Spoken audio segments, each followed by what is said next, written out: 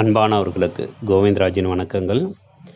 ஸ்வயம் exam application fill பண்ணிகிட்டே வரும்போது நிறைய ப்ராப்ளம்ஸு, நிறைய எரர்ஸு, நிறைய சந்தேகங்கள் மீண்டும் மீண்டும் வந்து கொண்டே இருக்கிறது.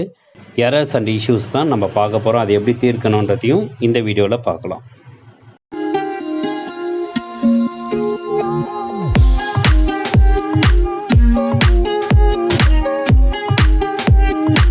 ஸ்வயம் கோர்ஸோடைய எக்ஸாம் அப்ளிகேஷன் நோட்டிஃபிகேஷன் வந்திருந்து அதன்படி 1/4/2025 21/4/2025 வரை எக்ஸாம் அப்ளிகேஷனை ஃபில் பண்ணலாம்னு ஸ்வயம்லேருந்து ஒரு பப்ளிக் நோட்டீஸ் கொடுத்துருந்தாங்க.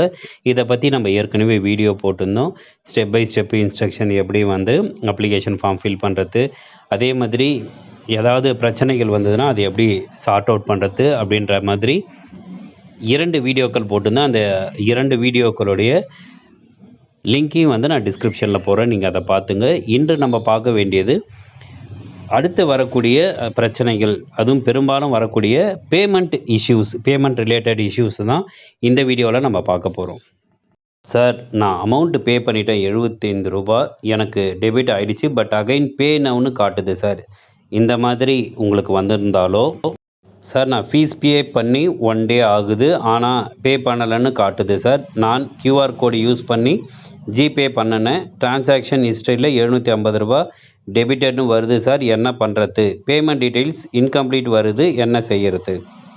இந்த மாதிரி வந்திருந்தாலோ, சார் நான் கேஷ் பே பண்ணிட்டேன் சார், பட் இன்கம்ப்ளீட் வருது, செக் பண்ணிவிட்டு தான் இருக்கேன், 24 ஹவர்ஸ் ஆயிடுச்சு, கேஷ் சென்ட் பண்ணி கேஷ் பே ஆகுமா சார்? இந்த மாதிரி வந்திருந்தாலோ, hello sir, I am applying for SWAYAM examination. I pay ₹500. So payment ஸ்டேட்டஸில் your payment is pending for அப்படின்னு காமிக்குது. 36 ஹவர்ஸ் கம்ப்ளீட்டட் ஆயிடுச்சு, but payment is not successfully. இந்த மாதிரி வந்திருந்தாலோ, ஹாய் சார், பேமெண்ட் பண்ணியாச்சு சார், டெபிட்டட் ஆச்சு, பட் பேமெண்ட் ஸ்டேட்டஸ் எதுவுமே காட்டல, அகைன் பேமெண்ட் பண்ணுற மாதிரி வருது, இப்போ என்ன சார் பண்ணுறது? இந்த மாதிரி வந்திருந்தாலோ, நான் அமௌண்ட்டு பே பண்ணிட்டேன் ₹750, எனக்கு டெபிட் ஆகிடுச்சு, பட் அகைன் பே நவுன்னு காட்டுது சார். இந்த மாதிரி வந்திருந்தாலோ, sir I paid the fees yesterday, the page reloaded and payment is incomplete till now sir, but the amount has been debited from my account, any solutions for this sir?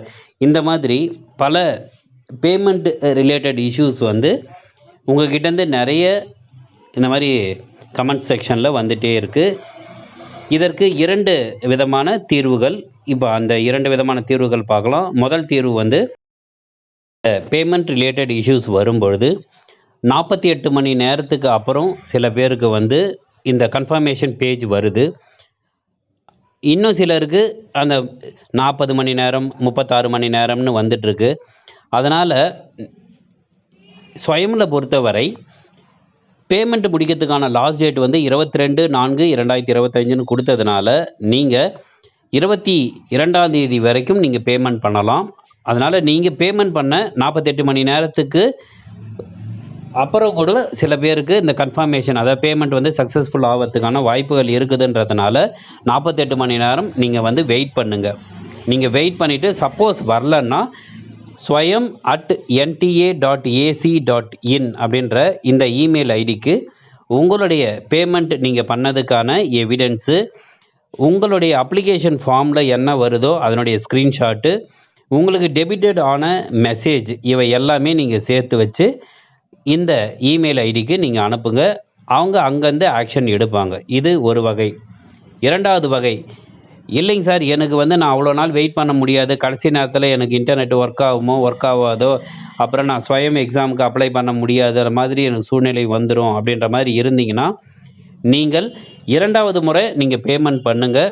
Payment பண்ணிவிட்டு first தடவை payment பண்ண அந்த amount திரும்ப வருமா வராதான்றது நம்மளுக்கு சந்தேகம்ன்றதுனால, அது வந்தால் வரலாம், இல்லைனாலும் நீங்கள் பரவாயில்லன்னா இப்போவே நீங்கள் செகண்ட் டைம் பேமெண்ட் பண்ணுங்கள். இந்த செகண்ட் டைம் பேமெண்ட்டுக்கு எந்தவித கன்ஃபர்மேஷன் கிடையாது, திரும்ப அமௌண்ட் உங்களுக்கு வந்துடும்னு. அமௌண்ட் ரீஃபண்ட் ஆகலன்னா அது உங்களுடைய பொறுப்பு. இதுக்கும் என்னுடைய சேனலுக்கும் எந்த பொறுப்பும் இல்லை. அதனால் நீங்கள் நீங்கள் சப்போஸ் நீங்கள் இன்னொரு தடவை பே பண்ண போகிறீங்கன்னா அது உங்களுடைய ரிஸ்க்கு. இப்போவும் பாஸ்வேர்ட், கன்ஃபார்ம் பாஸ்வேர்ட் இதில் சரி வரல அப்படின்றாங்க ரிஜிஸ்ட்ரேஷன் பண்ணுறதுக்கு.